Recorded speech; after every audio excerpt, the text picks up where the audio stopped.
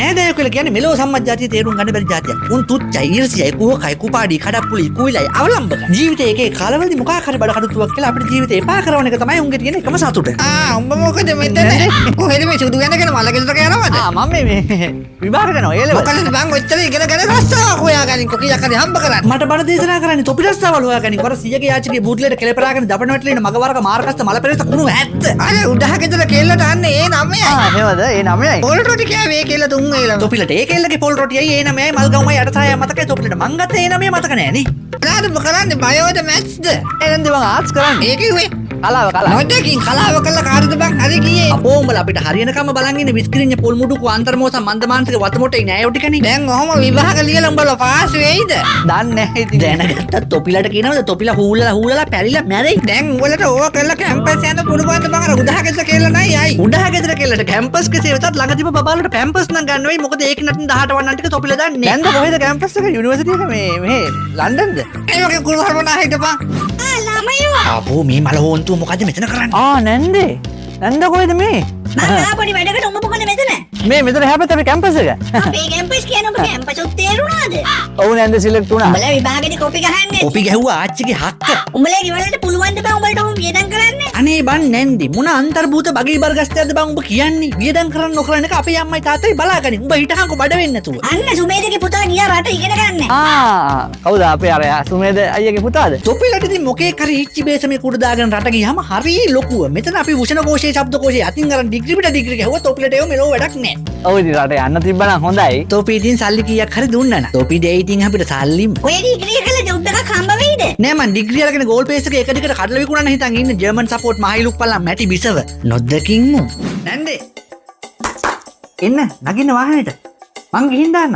අම්මෝ ගිහින් දාන්නම නල්ලමලේ බඩු කෑල්ල මොන යටිකුරු අල්පදැනු යන්සයක් කියයිද දන්නේ නැහැ අද. උඹලට හරි ගිහිල්ලා නේද? ඔව් අපිට හරි ගියා යකෝ මං දන්නවා තොපිලට අමාරුයි තොපිලට ඇඟ ඇතුලෙන් කහනවා පිච්චෙනවා වගේ මං දන්නවා ඒක. පාඩි මියන් වාහනේ. කාගෙද වාහනේ යාළුවෙක්ද නැත්නම් රෙන්ට් එකටද? වාහනේ මගේ නන්නේ. හරි ලස්සනයි වාහනේ S5ක් කටවහක් නෑ. S5ක් කටවහක් නෑ අනේ තොපි ඔය කටවල් වලට ගහන්න ඕනේ හබරල පිට තියලා ටින්ටස් යන. දැන් ඉතින් මේ මගුලෝ බස්සන්නත් බෑ ඉස්සරහට යනකන් තව මොනවා කියයිද දන්නේ. මේ වගේ මසාජ් වෙන සීට් එහෙම තියෙනවද? මසාජ් සීට් තොපේ ගෙවල් හරියම වාඩි වෙන්න පුටුවක් නෑ වේවැල් පුටුවල වේවැල් නෑ කවිච්චි වල කුෂන් නෑ තොපි අපේ වාහන වල නැකලා මසාජ් සීට් හොයනවා. අර සන්රූෆ් එහෙම තියෙනවද මේකේ? සුමේදගේ පුතාගේ වාහනේ සන්රූෆ් තියෙනවා. සුමේදගේ පුතාගේ තව මොනවද දන්නේ නැහැ තියෙන්නේද? සුමේදගේ පුතා යකෝ අපි කිරෙන් බාල වෙලාට අතපල්ලෙන් වැටෙන්න නැත්නම් අරන් හදාගන්න තොපිට අපි ළමයි නෙවෙයිද? මේ ගෑනුට තිබේ ඇත්තටම සුමේදගේ පුතාව බැඳ ගන්න. එතකොට හරිය මට හිකඩු යන්න.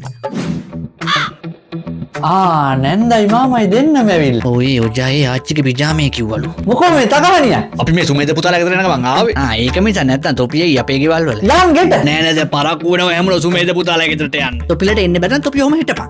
එක්ක එහෙනම් මෙහෙම හොඳ නේද? මේ බෝඩි මේටි ඉන්නේ ඕගොල්ලෝ. ඔව් මේක තමයි ඉන්නේ. යකෝ තොපිට බෝඩිමක් වගේද මේක පේන්නේ? ඩිපාර්ට්මන්ට් එක. ඩිපාර්ට්මන්ට් ගැන දන්නවා මේ ඩබල් ජීවිත කාලෙම රස්තාවට කඹුරලා මුන් දන්නේ ඩිපාර්ට්මන්ට් ගැන. මහ ගෙදර තියෙන සාගරයක් වගේ එහෙ ඇවිල්ලා ඉන්නකෝ. කොහෙද එහෙම මහගෙදර? අම්මෝ මරුවට දී හද කකින අර්තාපල් ගොන්ලොම්බ පොල් කොම්බ මලයිලව් කතා කියන්න එපා නැන්දි. උඹලා ඔය කීර තරම් සුන්දර නම් මහගෙවල් වල ඇවිල්ලා ඉන්න එක හතර වටේ ඉන්න සේරම ළමයි ටික මේ වෙද්දිත් ඇවිල්ලා මහගෙවල් වල පැලපදියම් වෙනවා. දැන් උඹලේ බෙන්ඩට ඔය තාම ළමයි එහෙමත් නෑ නේද? ඒවත් බලපන් වෙලාවට කලාවට කරගන්න. ඇත්තටම බන් තොපිලට වෙන වැඩ නැද්ද අනුන්ගේ ජීවිත වලට ඇඟිලි ගහින්න නැතු. ඔය දැන් තකහනියක් මේ වැඩ නවත්තලා මුන් කියනවාට අපි ළමයි හදන්න ලෑස්ති වෙන්න ඕනේ. ඔය ලෑස්ති වෙන්න ඕනේ ඒකට. දේවගුරක් හරි බීලා ගියා නම් තමයි සතුටු. නෑ ඇත්තට නොබී ඔහම යන එකට තමයි ඇත්තටම සතුටු. මොකද්ද වගේ ඉතින් ඔහම යවන්න අනේ දෙන්නම. ඔව් දැන් මොකද්ද වගේ ඔහම යවන්නත් දැන් මේ පොට්ටනිය පොලේ එක ගහ ලවුඩ් ස්පීකර් දාපදම හතර වටේ කියවයි මුන් දෙන්න තේකක්වත් දුන්නේ නැහැ කියලා. එහෙව් ආම්බඩිලම් බුරියම් බුස් ඩබල්. අවුරුද්දට තේපැත්තේ එන්න ඇවිල්ලා ගණදුණු කළේ එම යන්න. ඔව් එන්නම්කො මොකක් නැතත් තොපිලට පුදලා යන්නේ. අපි එනං ගිහින් එන්නම් කොල්ලෝ. හොඳයි හනේ හොඳයි. මේ බෝඩින් කාමරවල දෙන්නත් එක ඉන්නේ නැතුව අර සුමේදගේ පුතා ගත්තා වගේ තනිවත්තේ ලොකු ගයක් ගනින්. හරි නැන්දි හරි. සුමේදගේ පුතා අයියයි තමයි. යකෝ අපේ ආච්චිට ඔන්න බොරදි රම් අකුසෝ අමු කැලෑ විඳන්නේ